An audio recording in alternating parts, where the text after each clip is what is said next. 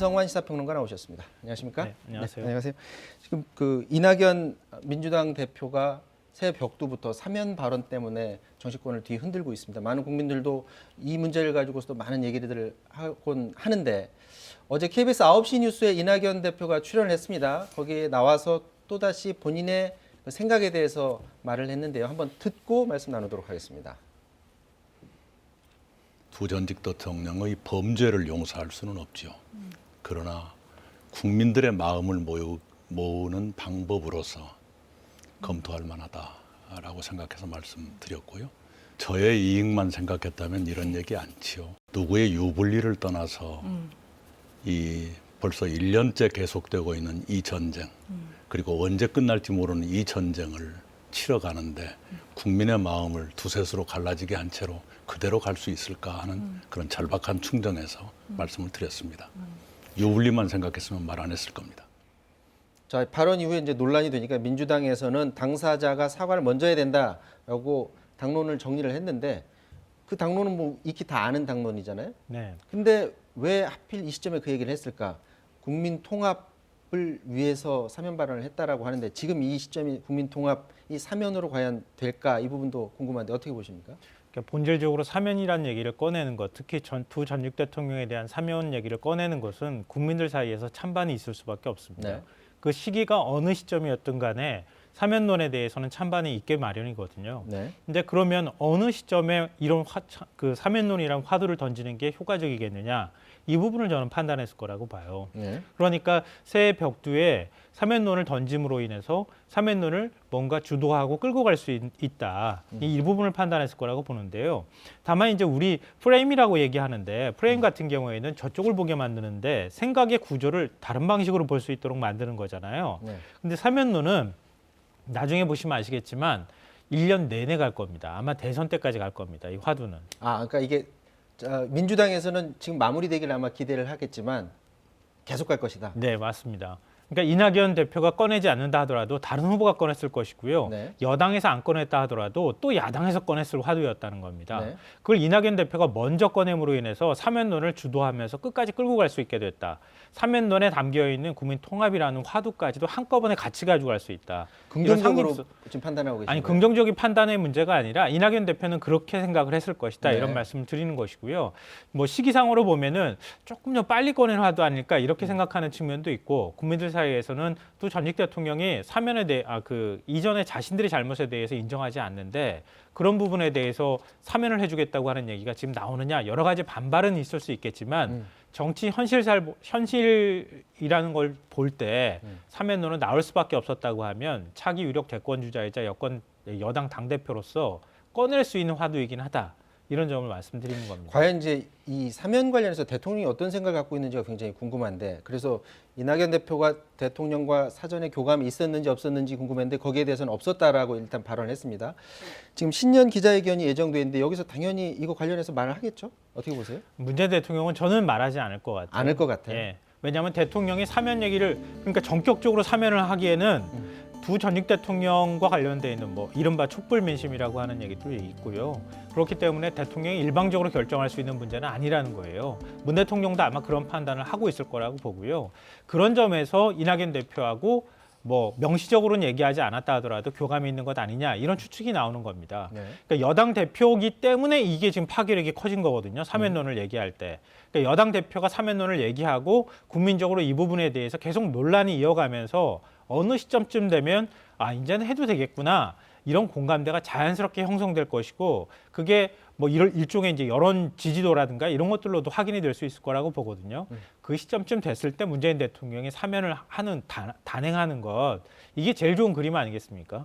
그러니까 대통령이 일방적으로 사면을 결정하는 그 순간 오히려 더 레임덕이 올 가능성도 있다는 거죠. 그런 네. 부분을 저는 우려하고 있을 거라고 자, 봅니다. 신년 기자회견에서 과연 어느 정도 수준의 발언이 나올지 한번 지켜보면 될 것 같고요. 자, 다음 이슈 넘어가 보도록 하겠습니다. 4월 재보선 얘기를 해봐야 될 것 같은데 오신환 전 의원 서울시장 출마 선언을 했어요. 그런데 이제 국민의힘 쪽만 보면 오세훈 전 의원이라든지 나경원 전 의원 이 두 사람이 어떻게 할지가 지금 관심인데 나경원 전 의원 같은 경우 보면은 종편 예능 프로그램에 출연한다고 해요. 그러면 뭔가 의지가 있으니까 저런 데 적극적으로 나타나는 것 아닌가라는 생각을 하는데 어떻게 보세요? 그런 거죠. 당연히 그런 거죠. 정치인이 움직일 때 책 써서 낼 때 네. 그리고 요즘에 종편 예능이나 이런 데 요즘 출연할 방송에도 때 많이 나와요. 네. 그게 이제 출마 준비를 하고 있다는 얘기고요. 네. 뭐 국민의힘 쪽에서는 캠프 만들었다는 얘기까지도 나오고 있습니다. 오세훈 전 시장의 경우에도 역시 마찬가지고요. 그러니까 서울시장 출마 뜻을 두 명 다 갖고 있다고 봐야 될 것 같습니다.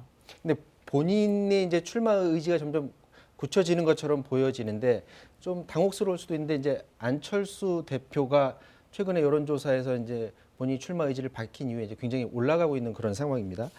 본인이 그 안철수 대표와의 단일화에 대한 생각 여기에 대해서 입장을 한 언론에서 말했으면 한번 들어보도록 하겠습니다. 지금 이제 안철수 후보에 대한 이렇게 높은 지지율은 결국 이번 선거에서 민주당 후보에게 투표를 해서는 안 된다. 이번 선거가 문재인 정권 심판적인 선거가 되어야 된다. 그런 생각들이 강하신 것으로 봅니다. 그렇다면 결국은 반문재인 연대에서 단일화하는 거는 너무나 중요하다고 생각하고요.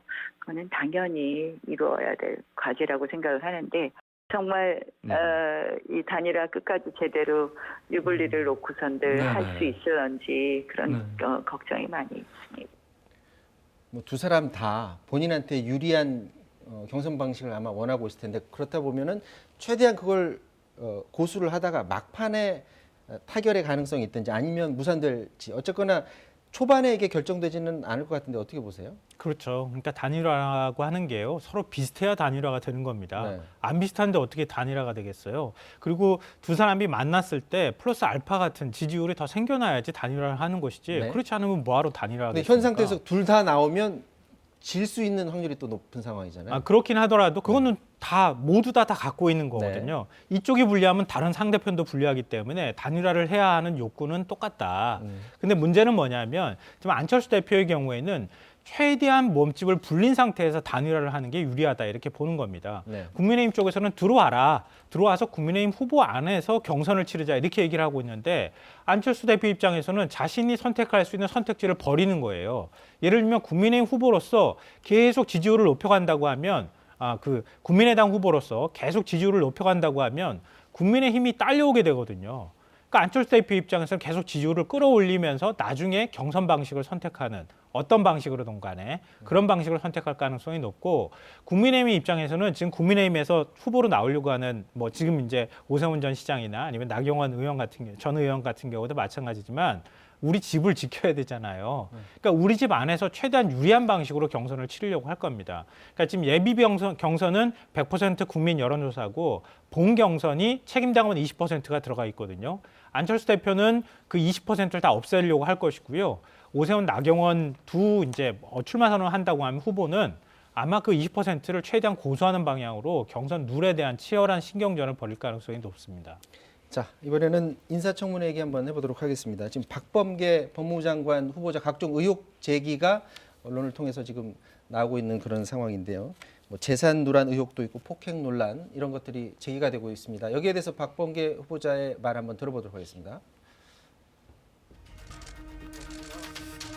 인사청문회 준비에 들어간 박범계 후보자입니다. 오늘 아침 출근길에서 제기된 의혹에 대해서 입장을 밝혔습니다. 폭행 논란 기사가 나왔는데 혹시 그런 관련 입장 있으신가요? 반대. 반대예요? 네. 폭행이 아니라 내가 폭행당할 뻔했는데. 부임경이 대구상가 헐값 매각 관련해서는 설명드릴게요. 재산 신고 누락 의혹도 쟁점입니다. 참여정부 민정비서관 시절엔 신고한 땅을 국회의원 당선 뒤엔 8년 동안 빠뜨렸다는 건데 박 후보자는 고의가 아니라면서 사과했지만 이유를 불문하고 제 불찰입니다. 국민 여러분께 송구스럽게 생각합니다. 더 잘하겠습니다. 국민의힘은 철저한 검증을 예고했습니다. 법무부 장관 후보로 지명된 박범계 후보자에 대해서 각종 부적격 사유들이 벌써 꼬리에 꿀을 물어서 그 숫자를 헤아리기도 어려울 지경이 됐습니다. 이번에도 철저히 검증해서 정의 부인 법무부에 위법이 많고 부적격인 후보자가 지명되는 일이 없도록 철저히 검증하겠습니다. 자, 폭행 주장에 대해서는 오히려 내가 피해자다 이렇게 얘기를 하고요. 재산 누락 의혹에 대해서는 실수다라는 그런 입장인데 야당이 이제 크게 두 가지가 가지고선 인사청문회에서 계속해서 파상 공세를 할 것으로 보여지는데요. 어떻게 보세요? 일단 재산 문제에 관해서 재산 신고를 누락했다고 하는 건 그건 어떤 말로도 변명이 좀 어렵죠. 네. 그러니까 그거는 아마 사과를 해야 되는 상황이고요. 이미 뭐 발표를 본인의 불찰이다 이렇게 입장을 밝힌 바가 있고요. 그러니까 재산과 관련돼 있는 문제에서 지금 밀양하고 그다음에 대구에 있는 건물하고 토지, 그러니까 장모로부터 아내가 물려받았다고 하는, 그리고 그게 또 매각이 되는 과정에서 처남하고 처조카한테 매각이 됐다. 근데 그게 헐값으로 매각을 했다. 이 부분과 관련되어 있는 야권의 집중적인 추궁이 있지 않을까 싶고요. 그리고 사법시험 폐지를 요구하는 고시생이 2016년에 집 앞까지 찾아왔었다. 근데 그 과정에서 고시생의 사진을 찍으려고 했는데 고시생들의 주장으로는 멱살을 잡히거나 이렇게 했다. 물리적인 충돌이 있었다. 이렇게 주장하는데 박 후보자 측 입장에서 박 후보자는 물리적인 충돌은 없었다. 오히려 내가 위협을 받는 상황이었다. 나한테 항의를 했고 내가 위협을 당했다. 이렇게 주장하기 때문에 서로 주장이 좀 엇갈릴 것 같습니다. 그러니까 그 부분에 대해서도 아마 틀림없이 인사청문회 과정에서 좀 논란이 있지 않을까 생각이 됩니다. 지금 뭐 이전에 추미애 장관하고 윤석열 총장 사이의 그 갈등 이후에 지금 상황이기 때문에 어떻게 보세요? 지금 상황에서는 저 정도 이슈건이면 만약에 국민의힘이 반대하더라도 그냥 임명할 가능성이 높다고 보십니까? 인사권자의 의중을 제가 미리 판단하는 건 좀 그런데요. 네. 아마 임명할 가능성이 높아 보입니다. 네. 왜냐하면 이미 너무 큰 상징성을 갖게 돼버린 거예요. 그러니까 뭐 마무리 투수다 이런 표현이 나오는 것처럼 이른바 조국 전 장관은 결국은 이제 검찰 수사를 받는 상황까지 와버렸고, 네. 그리고 추미애 법무부 장관과 윤석열 검찰총장 간의 갈등 때문에 결국 지지율도 떨어지는 현상까지 나왔거든요. 근데 남아있는 것은 이제 검찰개혁이라고 하는 과제를 어떻게 마무리 지을 것인가 이 부분이거든요. 네. 그러니까 마무리 투수라는 얘기가 나오는데, 그래서 신중에 신중을 기해서 지명한 후보가 박범계 후보자라는 거예요. 근데 박범계 후보자가 결정적인 흠결이 발견되지 않는데 대통령이 이 정도 상황 가지고 임명을 안 하겠다 이렇게 결정한다고 하는 거는 조금 상상하기가 현재로서는 어려워 보입니다. 네. 자, 지금까지 이낙연 대표의 사면 발언 후폭풍 비롯해서 정치권 소식 알아봤습니다.